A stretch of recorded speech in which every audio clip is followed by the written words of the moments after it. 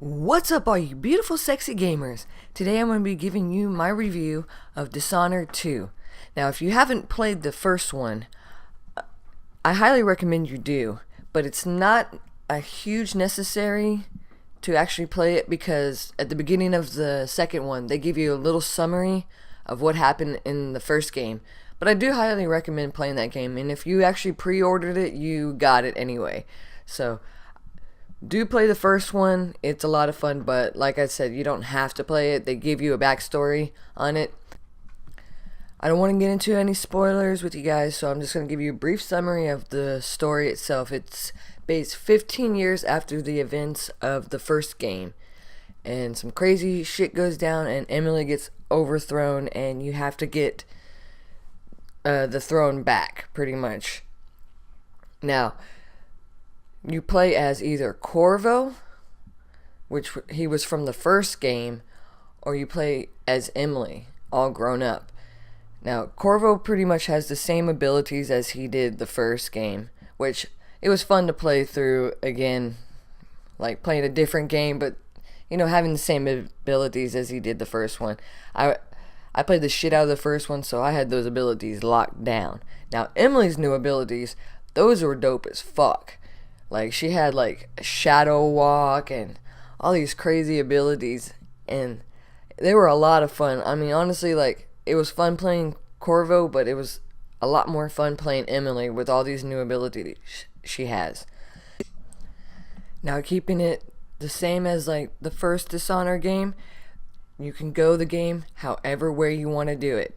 You can go high chaos and just go around killing everyone, which will actually lead to different outcome of the game. Or you could go low chaos, just knocking people out, shooting them with like sleeper darts, just not actually killing anyone, and it will have a completely different outcome as well. Now, they did add something a little on the crazy side. I mean, they had something kind of like that in the first one, where you just have a blink and you don't purchase any your powers, and you can end up getting an achievement or a trophy for that. But this time around, you got a straight up option with the outsider not to even accept his gift and go the whole game without powers. Now, that's a little crazy to me. I mean, even though I played like on very hard and I'm doing another playthrough where I'm trying to make sure not to have one single person die through my very hard playthrough and stuff, that's pretty brutal. I can't even imagine doing something like that without even the powers. That's just crazy to me. Like, I mean, you guys out there that can do that shit, more power to you. I can't. Now, of course, with the powers, you can mix around and do some crazy different kills, like, freezing time and doing all this stuff, just doing crazy combinations to do kills or knockouts and stuff. That's usually really the best part about playing Dishonored, is the crazy, like, ways of taking people out. It's so much fun. Overall, the game was a lot of fun to play, and if you're a Dishonored fan, definitely get it. Now, there was some stuff I was kind of disappointed about. Now, if you've ever played the first one, you know that the high chaos and low chaos really has a huge dramatic turn on the story and the missions and even the final mission. Now, this one, the second one, it didn't have that big of a dramatic, besides maybe some dialogue, it wasn't that huge of a difference compared to like the first one. I mean, the first one, even the final mission was completely different depending on high chaos and low chaos. This one, the final mission was pretty much the same. And in the first one, if you killed a lot of people because of a plague's going on, it causes more rats and plague victims and everything like that. And it gets to a point where you can't even be on the ground because there's so much chaos going on below you.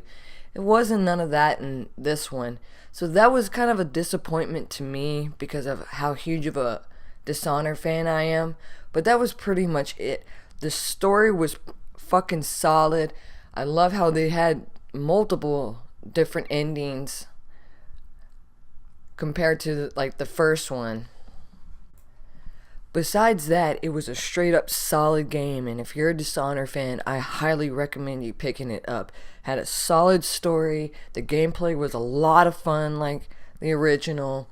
It was just, and you went around and you picked up a bunch of more lore to the story, and it was just an overall great game.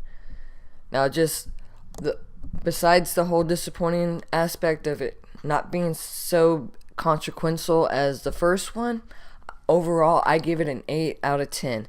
Now, to me, the first one was a 10 out of 10. It was a great game. This one is freaking solid. Does have a little bit flaws, but it's awesome. And like I said, if you're a Dishonored fan, definitely pick it up. Now, that's my review for you guys. I hope you enjoyed. I will get back on my Let's Play pretty soon. I'm going to try to pump out the videos as much as I can. I was going to have a set schedule, but pretty much my life is becoming so chaotic with different stuff. It's pretty much when I can get it out for you guys. But I will try to have at least 2 videos a week for you guys. But until next time, I hope you guys had a beautiful and wonderful day. Thanks for watching.